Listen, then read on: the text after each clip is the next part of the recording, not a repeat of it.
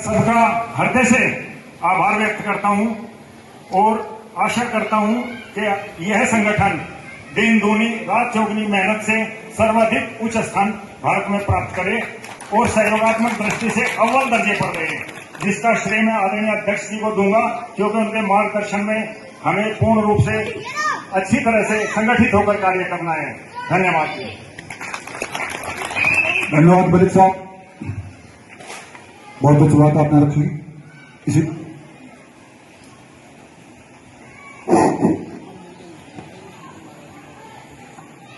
और मेरे राष्ट्रीय अध्यक्ष चौधरी सचिन सिरोहा जी। देखो, जाटों के ऊपर तो बहुत सारी बातें हुई यहाँ पे। मैं तो इतना जानता हूँ, मैं सिर्फ अपनी जिंदगी जीता था, उसके लिए मैं धन्यवाद देता हूँ अपने राष्ट्रीय प्रभारी और अपने प्रदेश अध्यक्ष को, जिन्होंने मुझे इसमें लेके आए इस संगठन में। और लाने के बाद में इन्होंने मुझे बताया, उसके बाद हम प्रदेश अध्यक्ष जी के ऑफिस में बैठे हुए थे मेरठ में, तो 25 सेकंड की बात मेरी राष्ट्रीय अध्यक्ष जी से हुई थी। तो वो बात होके खत्म हो गई। शायद उसी रात या अगली रात में अध्यक्ष जी का, राष्ट्रीय अध्यक्ष जी का फोन आता है। ये परिचय लेने के बाद में मेरे से बात करते हैं, तो इन्होंने मुझे बताया कि विपिन, मुझे 27 साल हो गए इसमें, और कैसे कैसे इन्होंने संघर्ष किया इस जाट बिरादरी के लिए।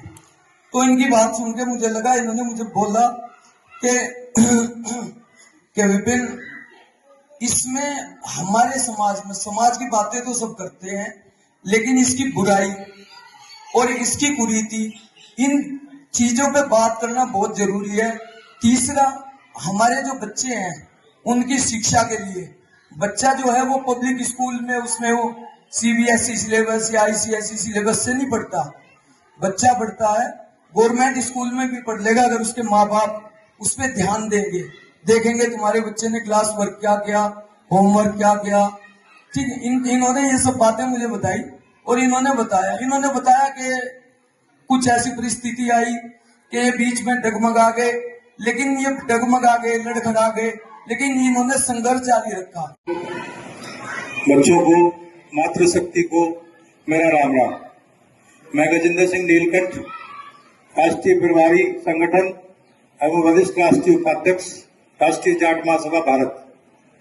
जैसा कि आज बरसाऊ गांव में हम लोग राष्ट्रीय अध्यक्ष जी के साथ में उपस्थित हुए हैं, कुछ एजेंडा आप लोगों के बीच में जन संवाद करने हम लोग आए हैं।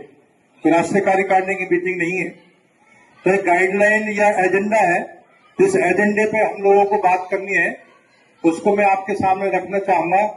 और कोशिश हो कि हमारे सामने चाहे मातृशक्ति हो, कोई युवा हो, बुजुर्ग हो, हमारे अपना पक्ष रखने की कोशिश करें, जिसमें एक हमको रास्ता निकाल सकें कि राष्ट्रीय जाट महासभा क्या कर रही है।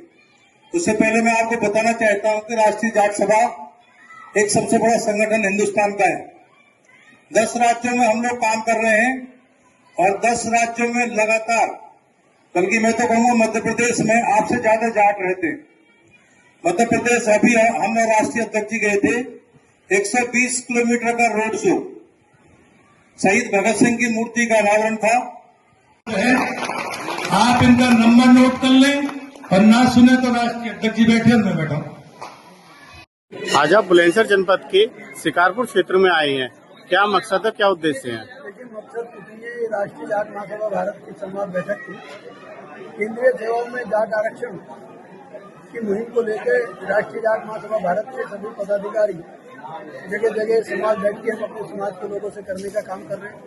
एक जन जागृति करने का काम हम लोग कर रहे हैं, और भविष्य में एक बड़ी यात्रा जाट आरक्षण को लेकर निकालने का जो कार्यक्रम है राष्ट्रीय जाट महासभा भारत की, उसी की तैयारी का सिलसिला जो चलाया, उसका एक हिस्सा है।